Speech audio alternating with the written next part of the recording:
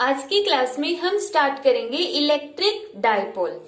Electric dipole क्या होता है? It consist of pair of equal and opposite charges separated by some small distance. अब यहाँ पे इक्वल वर्ड का मीनिंग है कि जो दो चार्जेस हमने लिए हैं उनका जो मैग्नीट्यूड होगा वो सेम होगा। मान लिया कि जो फर्स्ट चार्ज हमने लिया अगर वो 4 कूलम का लिया तो सेकंड चार्ज भी कितना होगा? 4 कूलम का ही होगा। एंड अपोजिट का मतलब एक पॉजिटिव है तो दूसरा क्या होगा? नेगेटिव चार्ज होगा। तो इलेक्ट्रिक डाइपोल क्या होगा? यहाँ पे डाई का मीनिंग होगा दो, पोल का मीनिंग पोल मीन्स एक पॉजिटिव और एक नेगेटिव। तो यहाँ पे दो पोल्स लिए हमने, दो पॉजिटिव नेगेटिव दो चार्जेस लिए हैं और वो दोनों चार्जेस कैसे होंगे? इक्वल और अपोजिट चार्जेस होंगे जो एक स्मॉल डिस्टेंस से रखे होंगे। मीन जैसे हमने यहाँ पे एक चार्ज लिया Q1 जिसका मैग्नीट्यूड है 4 कूलम, तो दूसरा चार्ज हम यहाँ पर लेंगे Q2 जिसका मैग्नीट्यूड है -4 कूलम। और इनको हमने एक सुटेबल डिस्टेंस से सेपरेट कर दिया। मान लिया इनकी डिस्टेंस है 2a। अब यहाँ पे एक पॉइंट है कि इसको हम 2a क्यों लेते, सिंपल a क्यों नहीं लेंगे? क्योंकि काफी बार हमें जरूरत पड़ेगी इसके मिड पॉइंट से डिस्टेंस मेजर करने की। फिर यहाँ पे अगर हम डिस्टेंस 2a मानते हैं तो फिर हम इजीली बोल सकते हैं कि a डिस्टेंस ये है और a डिस्टेंस ये है। अगर हम सिंपली ये बोल दे कि दो चार्जेस के बीच की डिस्टेंस a है तो फिर ये हाफ हाफ हो जाएगी, a/2। तो इससे कैलकुलेशन है वो थोड़ी सी कॉम्प्लिकेटेड फील होगी कि थोड़ी सी कॉम्प्लिकेटेड हो गई। इसलिए कैलकुलेशन वर्क को इजी करने के लिए हमने इन दोनों चार्जेस के बीच के डिस्टेंस को मान लिया 2a। जरूरी नहीं है a मानना, हम 2x, 2r, 2l कुछ भी कंसीडर कर सकते हैं। तो यहाँ पे हमने दो चार्जेस के बीच की डिस्टेंस ये माननी है और इसी को हम क्या बोलेंगे? इलेक्ट्रिक डायपोल बोलेंगे। इलेक्ट्रिक डायपोल क्या हो गया? दो equal and opposite charges separated by some small distance, उसी को हम क्या बोलेंगे? Electric dipole. अब यहाँ पर देखो टोटल चार्ज देखेंगे हम, total charge on a electric dipole. एक इलेक्ट्रिक डायपोल पर टोटल चार्ज कितना होगा? देखो डायपोल का मतलब ये पूरा का पूरा सिस्टम। पहले पर चार्ज कितना? +4 कूलम और दूसरे पर -4 कूलम। तो टोटल चार्ज पूरे के पूरे डाइपोल पर टोटल चार्ज कितना हो गया? 0। बट अब टोटल चार्ज 0 है, इसका मतलब ये नहीं है कि उसकी इलेक्ट्रिक फील्ड भी 0 होगी। उसकी इलेक्ट्रिक फील्ड 0 नहीं होगी। ठीक है, तो अब इलेक्ट्रिक फील्ड कितनी होगी ये हम अभी थोड़ी देर बाद पढ़ते हैं। तो ये था इलेक्ट्रिक डायपोल। अब हम देखते हैं कि डायपोल मोमेंट क्या होती है। नेक्स्ट टॉपिक है डायपोल मोमेंट। डायपोल मोमेंट क्या होती है? It is a measure of strength of electric dipole. अगर हम ये फाइंड आउट करना चाहते हैं कि जो डायपोल हमें दिया गया वो कितना स्ट्रोंग है, कितना स्ट्रोंग है या फिर उसका इफेक्ट कितना स्ट्रोंग है और उसका इफेक्ट कितना वीक है, तो उसके इफेक्ट को देखने के लिए हम क्या मेजर करेंगे? उसकी स्ट्रेंथ को मेजर करेंगे और उसकी स्ट्रेंथ को मेजर करने को ही हम क्या बोलते हैं? Dipole moment. तो यहाँ पे जो डायपोल मोमेंट है उसको हम रिप्रेजेंट करते हैं स्मॉल p से और उसके ऊपर सिंबल लगाएंगे वेक्टर का। मींस डायपोल मोमेंट क्या हो गई? एक वेक्टर क्वांटिटी हो गई। अब डायपोल मोमेंट किसके इक्वल होगी? Charge multiply by distance between them. और यहाँ पे डिस्टेंस क्या है? एक वेक्टर क्वांटिटी है और डिस्टेंस कहाँ से कहाँ तक की लेनी है? मीन्स डिस्टेंस है वो वेक्टर क्वांटिटी क्यों ली है हमने यहाँ पे?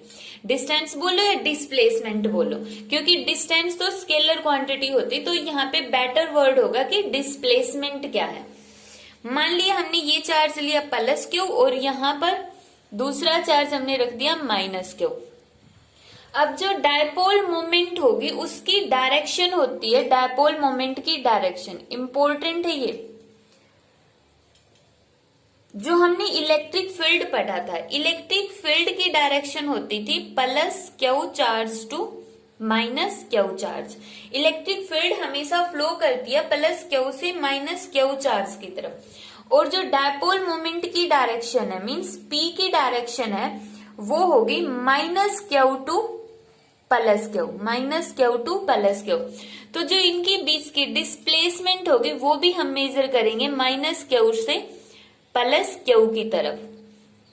तो डिस्प्लेसमेंट की डायरेक्शन भी हो गई इस साइड कि हम यहां से मेजर करना स्टार्ट करते हैं डिस्प्लेसमेंट को यहां से यहां तक। तो डायपोल मोमेंट की डायरेक्शन भी क्या हो गई minus Q two plus Q. ये क्वेश्चन पूछा जाता है कि इलेक्ट्रिक फील्ड की डायरेक्शन क्या होती है प्लस क्यू से माइनस क्यू, और डायपोल मोमेंट की डायरेक्शन क्या होती है माइनस क्यू से प्लस क्यू होती है। तो ये था डायपोल मोमेंट। अब डायपोल मोमेंट की यहाँ पे यूनिट कितनी होगी, डायपोल मोमेंट की यूनिट अगर हम ऐसे यूनिट देख रहे हैं तो चार्ज की यूनिट क्या होती है कूलम, और डिस्टेंस या फिर डिस्प्लेसमेंट उसकी यूनिट क्या होती है मीटर। तो डायपोल मोमेंट की यूनिट हो गई कूलम मीटर। अब नेक्स्ट टॉपिक है डायपोल फील्ड। प्रीवियस टॉपिक में हमने पढ़ा था कि डायपोल का मीनिंग क्या होगा, एक पॉजिटिव चार्ज और एक नेगेटिव चार्ज जब एक सुटेबल डिस्टेंस से सेपरेटेड होते हैं तो उसको हमने क्या बोला था डायपोल बोला था। और इसके ऊपर हमने देखा था कि टोटल चार्ज कितना होता है, टोटल चार्ज कितना होगा इस पर 0, बट इसकी जो टोटल इलेक्ट्रिक फील्ड है वो 0 नहीं होगी, उसकी कुछ ना कुछ वैल्यू होगी, मींस इलेक्ट्रिक फील्ड क्या होगी नॉन जीरो होगी।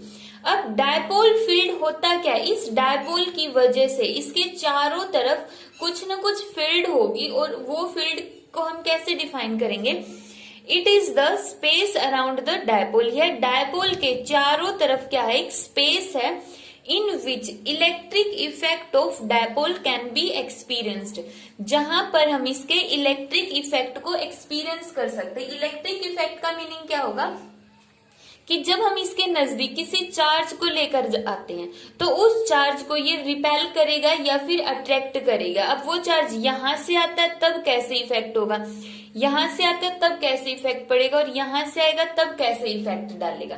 तो ये होता है इसका इलेक्ट्रिक इफेक्ट। तो डायपोल फील्ड क्या हो गया, स्पेस जो इस डायपोल के चारों तरफ का स्पेस जहां पर हम इसके इलेक्ट्रिक इफेक्ट को एक्सपीरियंस कर सकते हैं उसको हम क्या बोलेंगे डायपोल फील्ड बोलेंगे। अब हम देखते हैं कि ये जो डायपोल फील्ड है इसको हम कैसे कैलकुलेट करते हैं। फर्स्ट हम मानकर चलते हैं कि ये जो चार्ज पार्टिकल है वो इसकी एक्सियल पोजीशन से आ रहा है। अब यहाँ पर देखो हमने लिया है एक्सियल लाइन। एक्सियल लाइन का मतलब क्या है कि जैसे ये डायपोल होगा, हमने बताया था कि इस डायपोल की वजह से इसके चारों तरफ क्या होगी फील्ड जनरेट हो जाएगी, जहां पर अगर कोई दूसरा चार्ज आता है तो उस पर ये जो डायपोल है वो अपना इफेक्ट डालेगी। अब कितना इफेक्ट डालेगी, मान लिया कि हम इस पी पॉइंट पर, पी पॉइंट को हम एक्सियल लाइन क्यों बोलते हैं, कि ये क्यों बोलते हैं कि पी पॉइंट इसकी एक्सियल लाइन पर है, क्योंकि ये डायपोल है, जैसे ये मार्कर हो गया, इसकी एक्सिस क्या है, ये वाली निब इसकी एक्सिस है। तो इसी तरह डायपोल की एक्सिस ये होगी जो इसको आगे की तरफ और इस साइड भी ऐसे जाती है। तो ये जो पी पॉइंट है इसकी एक्सिस पर है, इसलिए हमने बोला इसको इक्वेटोरियल एक्सियल लाइन। तो एक्सियल लाइन के ऊपर पी पॉइंट पर हमें इस डायपोल का इफेक्ट बताना है कि इस डायपोल की वजह से कितनी इलेक्ट्रिक फील्ड इंटेंसिटी होगी। तो हमने पहले भी बताते कि जिस भी पॉइंट पर हम इलेक्ट्रिक फील्ड इंटेंसिटी कैलकुलेट करना चाहते हैं वहां पर हम एक टेस्ट चार्ज मान लेंगे और उसका मैग्नीट्यूड कितना मानेंगे, बहुत स्मॉल। मान लिया हम उसका मैग्नीट्यूड मानते +1 कूलम। अब जरूरी नहीं है कि +1 कूलम माने, हम -1 कूलम भी ले सकते हैं, बट यहाँ पे हमने +1 कूलम माना है। तो यहाँ पर हमने इसकी फील्ड को टेस्ट करने के लिए एक टेस्ट चार्ज कंसीडर किया है जिसकी वैल्यू कितनी है +1 कूलम है। अब यहां पर चार्जेस कितने हैं, 2 चार्जेस है, दोनों के दोनों चार्जेस क्या करेंगे इस पॉइंट को, इस टेस्ट चार्ज को या तो अट्रैक्ट करेंगे या रिपेल करेंगे। तो हम देखते हैं कि किस तरह से आगे की प्रोसेसिंग होगी। इन दोनों की चार्जेस के बीच की डिस्टेंस मींस डायपोल की जो डिस्टेंस हमने कितनी मानी 2a है, और इसका ये हो गया ओरिजिन। ओरिजिन से जो p डिस्टेंस है उसके बीच की डिस्टेंस हमने मान ली r। अब यहां पर हम देखते हैं सबसे पहले हमने लिया क्यू चार्ज की वजह से। क्यू चार्ज मान लिया ये वाला चार्ज है फर्स्ट चार्ज और ये है सेकंड चार्ज। ये फर्स्ट चार्ज है और ये सेकंड चार्ज है। अब फर्स्ट चार्ज कौन सा, प्लस क्यू, और यहाँ पर भी कौन सा चार्ज है, प्लस है। तो ये प्लस क्यू इस प्लस को रिपेल करेगा इस डायरेक्शन में, तो फोर्स की डायरेक्शन होगी ये वाली। अब फोर्स की डायरेक्शन इस तरफ है तो इसकी इलेक्ट्रिक फील्ड की डायरेक्शन भी क्या होगी, इसी तरफ, क्योंकि इलेक्ट्रिक फील्ड क्या होती है, force divide by test charge, और इलेक्ट्रिक फील्ड की डायरेक्शन होती है फोर्स की डायरेक्शन में। तो यहाँ पे E1 की वैल्यू कितनी आ जाएगी, E1 is equal to, E1 को सबसे पहले हम लिखेंगे, E1 क्या होता है, this is electric field, this is electric field experienced by +1 coulomb due to plus Q charge.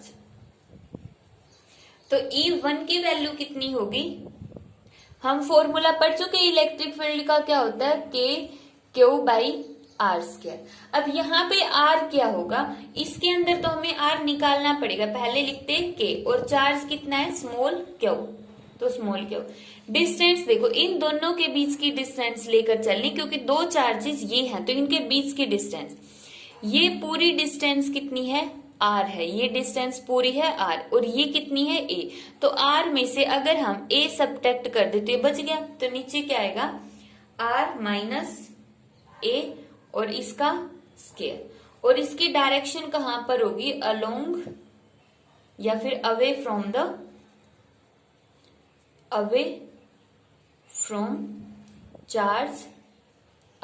Charge plus Q से दूसरी तरफ डायरेक्शन होगी, दूर होगी डायरेक्शन। इसी तरह से हम लेंगे E2 की वैल्यू, E2 क्या होगा, वही electric field experienced by the +1 coulomb due to minus q charge. अब माइनस क्यू कहां पर रखा हुआ है, पॉइंट 2 के ऊपर, तो ये पूरी की पूरी जो लाइन है एज इट इज लिखने की, दिस इज द E2 क्या होगा, this is the electric field experienced by +1 due to minus q charge. तो E2 की वैल्यू कितनी आ जाएगी, KQ डिवाइड बाई, अब डिस्टेंस देखो, P ये हो गया और माइनस क्यू चार्ज ये हो गया, तो कितनी होगी, P से O तक की डिस्टेंस है R, और उसके अंदर ये एक्स्ट्रा डिस्टेंस हो रहा है, इसकी वैल्यू कितनी है, A है। तो यहाँ पे कितनी आ जाएगी, R प्लस A का square.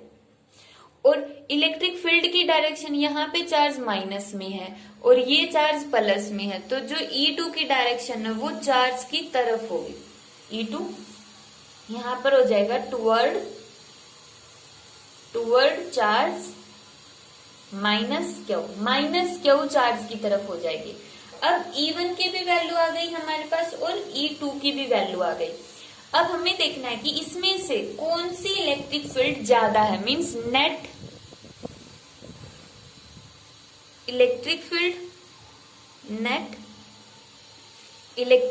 Eight point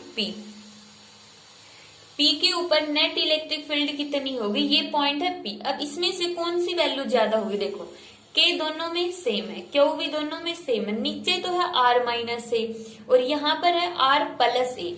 R minus ए छोटी टर्म है R प्लस ए के कंपैरिजन में, जो ये वाली टर्म है कम है। अगर डिनोमिनेटर में स्मॉल टर्म हो तो E1 की वैल्यू क्या होगी, ज्यादा होगी। या फिर ये लगा लो कि जो प्लस क्यू चार्ज है इसके नजदीक है, डिस्टेंस कम है, अगर डिस्टेंस कम है तो इफेक्ट क्या होगा, ज्यादा होगा। तो यहाँ पे नेट इलेक्ट्रिक फील्ड किसके इक्वल आ जाएगी, E1 माइनस E2। अब E1 की वैल्यू कितनी है, E1 की वैल्यू है KQ R माइनस ए का स्क्वायर, माइनस E2 की वैल्यू कितनी है, KQ divide by R plus a का स्क्वायर। अब नेट कौन सी डायरेक्शन में बचेगी, जो ये नेट इलेक्ट्रिक फील्ड की डायरेक्शन क्या होगी, E1 बड़ा है, E1 की वैल्यू अगर 15 है और E2 की 10 हो गई तो बच गई 5 और उसकी डायरेक्शन E1 की तरफ ही रहेगी। ठीक है, तो यहां से हमने कॉमन निकाल लिया KQ, अंदर बचा 1 माइनस R ए का square minus 1 by R plus a का स्क्वायर। KQ एलसीएम कितना आएगा, आर माइनस ए और आर प्लस ए, तो कितना आ गया are square minus A square और उस पूरे का होल स्क्वायर। ऊपर आ गया आर प्लस ए स्क्वायर और यहाँ पे आर माइनस ए स्क्वायर। इसका हमने एलसीएम लिया और जब हम इसको यहाँ पर सोल्व करेंगे तो क्या आएगा, के क्यू, नीचे वाली term as it is, r square minus A square का स्क्वायर, आर प्लस ए का square means r square plus A square plus twice of A R minus, अब इसके अंदर कितना आएगा, r square plus A square minus twice of A r. अब यहाँ पे हम इसका ब्रैकेट ओपन करते हैं तो इलेक्ट्रिक फील्ड की वैल्यू कितनी आ गई, के क्यू, अंदर बच गया are square plus A square plus twice of A R minus, bracket से बाहर अगर माइनस है तो अंदर के सारे साइन चेंज हो जाएंगे, आर स्क्वायर प्लस का था तो माइनस का माइनस ए स्क्वायर और ये यहाँ पे माइनस है तो प्लस 2 आर और नीचे आ जाएगा आर स्क्वायर माइनस ए स्क्वायर का स्क्वायर, आर स्क्वायर से R square cancel, A square से ए स्क्वायर कैंसिल, तो यहाँ पे अंदर क्या बच गया, अब के क्यू, अंदर बच गया 4 आर और यहाँ पे आ गया are square minus A square का स्क्वायर। अब देखो के क्यू, क्यू के साथ हमने 2a अलग से लिख लिया और 2r अलग से लिख लिया, नीचे क्या आ गया are square minus A square, तो इसको हम रब कर लेते हैं इस साइड वाले को। यहाँ पे हमने सिंपली क्या किया, E1 और E2 की वैल्यू पुट करके सिंपली उसका एलसीएम लेके सोल्व किया हुआ है। अब हमें पता है Q डॉट 2a किसके इक्वल होता है, डायपोल मोमेंट, तो इलेक्ट्रिक फील्ड इंटेंसिटी की वैल्यू कितनी आ गई, K, और Q डॉट 2a को हम लिखेंगे P और यहाँ पे कितना आ गया 2r divide by R square minus A square का स्क्वायर। ये आ गई हमारे पास इलेक्ट्रिक फील्ड की वैल्यू। K की वैल्यू अगर हम रखना चाहे तो यहाँ पे रख सकते हैं 4 पाई एप्सिलन नॉट आ जाएगा और इसकी डायरेक्शन क्या होगी, वही जो डायपोल मोमेंट की डायरेक्शन है। अब यहाँ पे एक डाउट आएगा कि इलेक्ट्रिक फील्ड की डायरेक्शन तो होती है प्लस क्यू से माइनस क्यू और डायपोल मोमेंट की होती है माइनस क्यू से प्लस क्यू, तो फिर इसमें हमने ऐसे कैसे बोल दिया कि इलेक्ट्रिक फील्ड की डायरेक्शन होगी डायपोल मोमेंट की डायरेक्शन में। तो यहाँ पे ये पॉइंट याद रखना है, कि याद रखना नहीं है, यहाँ से हम समझ भी सकते हैं और एग्जाम में 1 मार्क्स में क्वेश्चन आता तो उसके लिए याद भी होना चाहिए कि नेट इलेक्ट्रिक फील्ड की डायरेक्शन कहाँ पर आई है, इस तरफ आई है। E1 बड़ा है, बड़े में से हमने E2 की वैल्यू सब्ट्रैक्ट कर दी तो जो नेट इलेक्ट्रिक फील्ड है उसकी डायरेक्शन ये बच गई है इस तरफ, और डायपोल मोमेंट की डायरेक्शन भी क्या है, माइनस क्यू से प्लस क्यू, इसी तरफ डायपोल मोमेंट की डायरेक्शन है और नेट इलेक्ट्रिक फील्ड की डायरेक्शन भी इसी तरफ है। तो एक्सियल पोजीशन के अंदर हम बोलेंगे डायरेक्शन ऑफ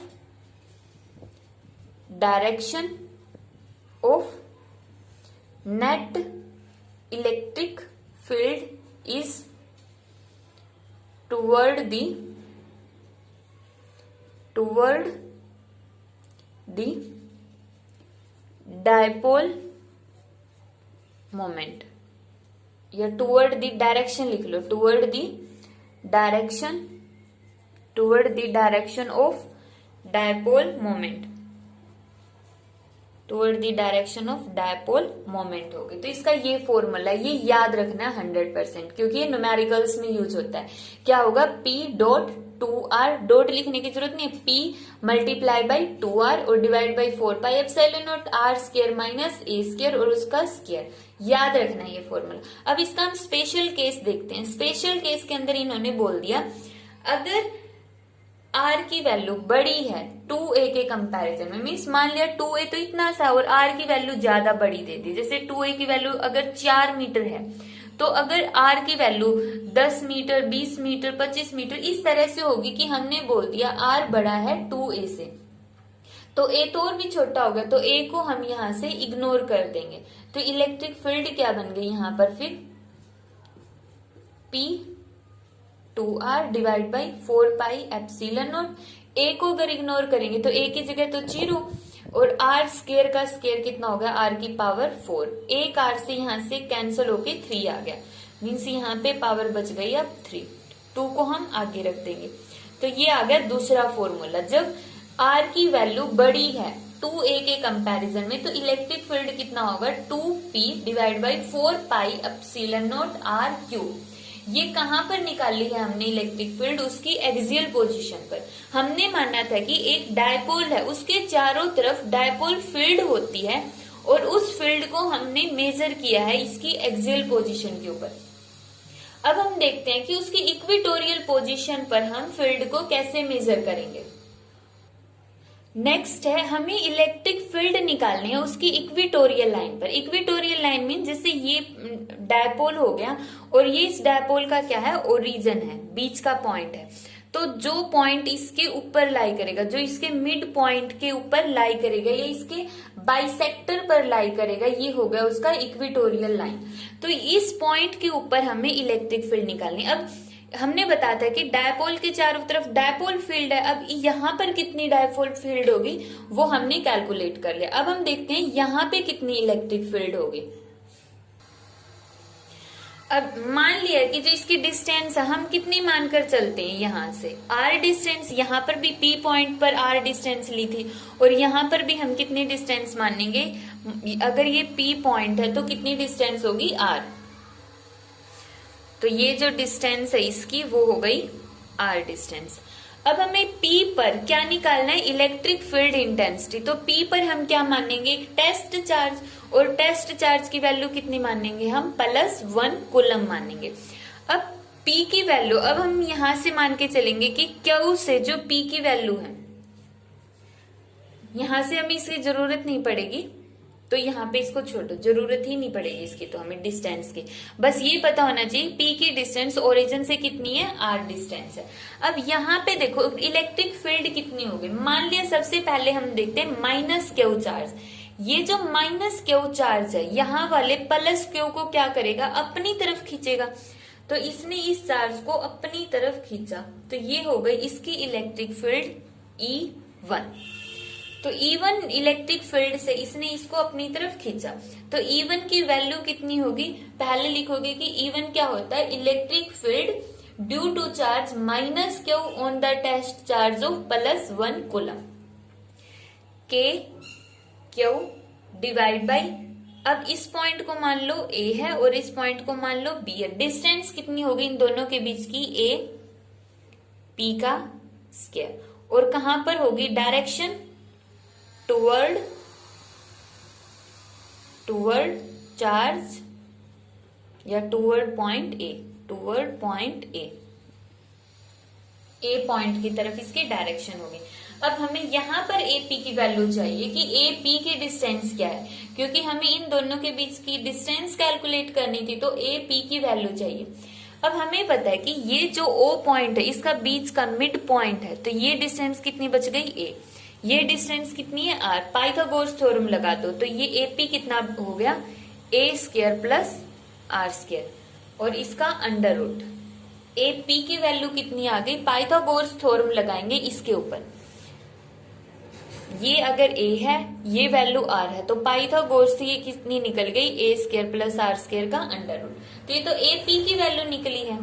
यहाँ पर हमने पुट किया KQ, AP किसके इक्वल है, a² + r², और उसका अंडर रूट से स्क्वायर कैंसिल, तो यहाँ पे कितना आ गया, a² + r² toward point A। इसी तरह हम निकाल लेंगे E2। E2 कौन सी होगी, अब जो ये Q चार्ज है, इस Q चार्ज को क्या करेगा, रिपेल करेगा, क्योंकि दोनों पर क्या है, पॉजिटिव चार्ज है। इस पर भी पॉजिटिव चार्ज है और इस पर भी पॉजिटिव चार्ज, तो ये चार्ज इसको अपने पास आने से रोकेगा और इसको रिपेल करेगा। रिपेल करने की डायरेक्शन क्या होगी, वही जो इनके बीच की डायरेक्शन है, मीन्स इस तरह से इसको इसी लाइन के अंदर रिपेल करेगा। और मान लिया कितनी वैल्यू से, E2 से वैल्यू, E2 कितना होगा, KQ डिवाइड बाई डिस्टेंस कितनी है, B P का स्क्वायर। डायरेक्शन क्या होगी, away from point B, away from point B। अब BP की वैल्यू कितनी होगी, वही जितनी AP की थी, तो KQ divide by A square plus R square, direction away from the point P. अब E1 की भी वैल्यू आ गई हमारे पास और E2 की भी वैल्यू आ गई। मान लिया जो ये एंगल है वो एंगल थीटा है। अब यहां से हम इसको रब कर लेते हैं वरना यहाँ पे थोड़ा कंफ्यूजिंग हो जाएगा, तो ये हमने यहां से रब कर लिया। अब ये एंगल कितना है, थीटा। मान लिया जो ये E1 है इलेक्ट्रिक फील्ड है या फिर ये डिस्टेंस है, डायपोल मोमेंट के साथ इस लाइन के साथ थीटा एंगल बनाती है। तो यहाँ पर जो एंगल होगा, ये जो हॉरिजॉन्टल लाइन, इसके पैरेलल में हमने एक लाइन ड्रॉ कर ली, तो यहाँ पे जितना एंगल होगा ये एंगल भी उतना ही होगा थीटा। क्यों? क्योंकि अल्टरनेट एंगल है। अगर ये एंगल थीटा है तो E1 को हम दो कंपोनेंट में डिवाइड कर देंगे, और वो दोनों कंपोनेंट कौन से होंगे, E1 cos थीटा और E1 sin थीटा। अब इस फिगर को हम दोबारा से ड्रॉ करेंगे अच्छे से। पहले हम इसकी वैल्यू लिख लेते हैं यहाँ पर। E1 होगा K Q divide by A square plus R square, और E2 होगा K Q divide by A square plus R square. दोनों की यही वैल्यू आई है। अब हम इस फिगर को दोबारा अच्छे से समझते हैं। यहाँ पे हमने एंगल कंसीडर किया है थीटा, तो इसके पैरेलल में हमने एक लाइन ड्रॉ की इस तरह से।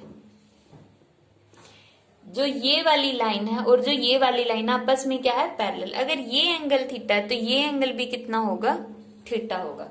अब E1 को दो कंपोनेंट में हम डिवाइड करेंगे। E1 इस लाइन के साथ कितना एंगल बना रहे हैं, थीटा।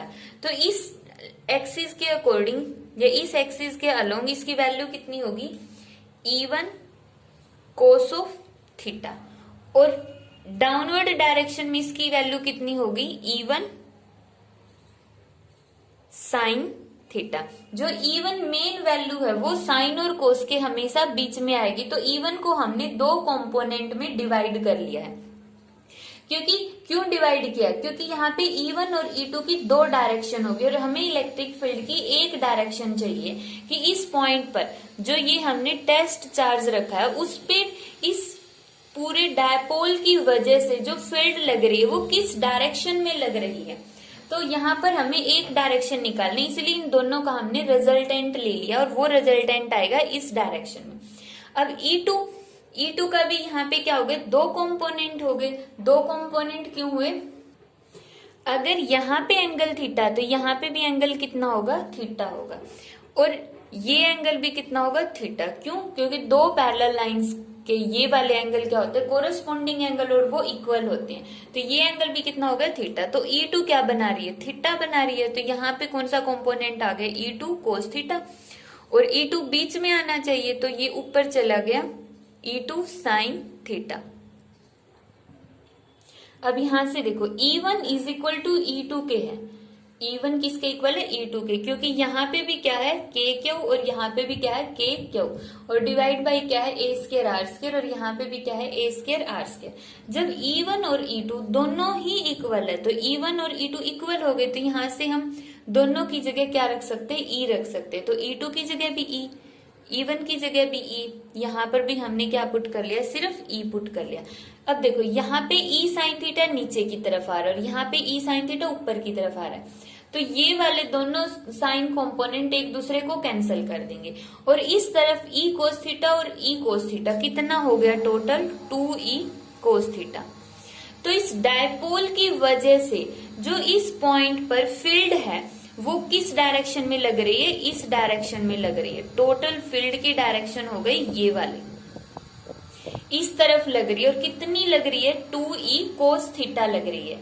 अब यहाँ पर हम इसकी टोटल वैल्यू निकालते हैं। तो हमने लिया net electric field intensity on point P इस कितनी होगी, 2E cos of theta. 2E की वैल्यू हमने यहां से पुट कर ली, K Q divide by R square plus A square. अब बच गया क्या, कोस थीटा। कोस थीटा की वैल्यू हम कैलकुलेट कर सकते हैं। कैसे कैलकुलेट करेंगे, यहां से हमने ये ट्रायंगल उठा ली इस साइड वाले, ये है ए, ये है आर, ये है एंगल थीटा। अब कोस थीटा क्या होता है, B बाई एच। एंगल के सामने की साइड होगी परपेंडिकुलर, ये हो गई बेस और ये हो गई हाइपोटेन्यूज। तो बेस की वैल्यू कितनी है a और हाइपोटेन्यूज हमारे पास कितना है √a² प्लस r²। तो यहाँ पे मैथ सप्लाई करेंगे, इस ट्रायंगल के ऊपर लगा लो या इस ट्रायंगल के ऊपर। हमने किसकी वैल्यू निकाल ली कोस थीटा की, तो यहाँ से आ गया a √r² प्लस a²। यहाँ से कितना है k क्यों 2 को a के साथ रखा करो, क्योंकि a यहाँ पर हम इकल्ला नहीं लेते, a के साथ हमेशा क्या होता है 2, तो इसलिए 2 को हमने a के साथ रख लिया। नीचे कितनी पावर हो गई r² प्लस a की पावर, यहाँ पे 1 है, ये 1/2 है, तो कितनी हो गई 3/2 पावर। तो इसको हमने रखा k as it is, Q.2 है, इसकी हमने वैल्यू रख दी p और divide by r² plus a² और इसकी पावर हो गई 3/2। तो ये आ गई नेट इलेक्ट्रिक फील्ड की वैल्यू। अब जैसे हमने एक्सियल लाइन पे निकाला था कि एक्सियल लाइन पे जो P पॉइंट है वहां पे इलेक्ट्रिक फील्ड होगी, इसी तरह जब P पॉइंट उसके इक्वेटोरियल लाइन पर होगा तो वहां पर इतनी इलेक्ट्रिक फील्ड होगी।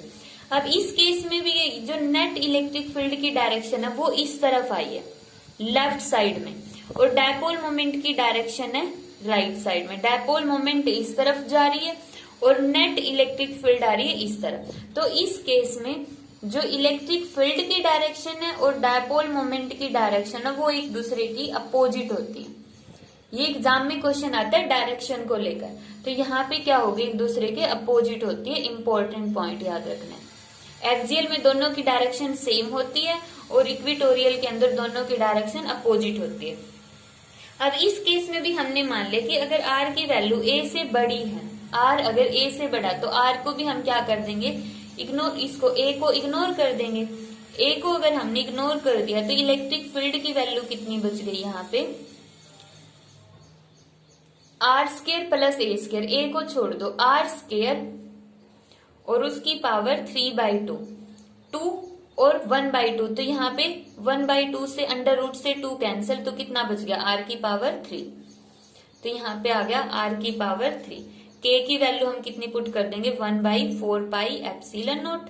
तो ये आ गई इलेक्ट्रिक फील्ड की वैल्यू इक्वेटोरियल लाइन के ऊपर। तो हमने बताया था कि अगर डायपोल इस तरह से है तो यहाँ पर कितनी इलेक्ट्रिक फील्ड होगी और यहाँ पर कितनी होगी। नेक्स्ट लेक्चर में देखेंगे कि अगर यहाँ पर कोई पॉइंट है तब इलेक्ट्रिक फील्ड की वैल्यू कितनी होगी।